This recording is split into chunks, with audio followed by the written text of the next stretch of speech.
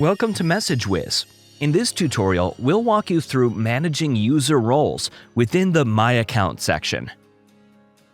MessageWhiz offers 4 default user roles, each designed for different levels of access and responsibility. Owners have full control over the account, including settings, permissions, and user management. Admins handle account settings, funds, billing, and user creation. Supervisors oversee their assigned teams, campaigns, and agents, while agents focus on customer interactions and executing campaigns.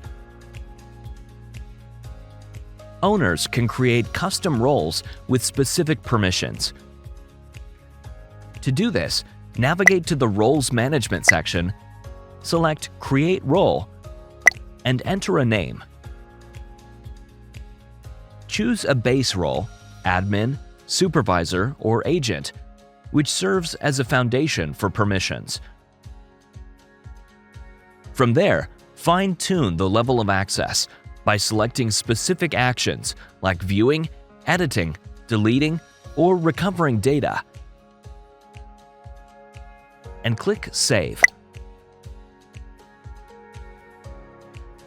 To add a new user, go to the User Management section, select Create User,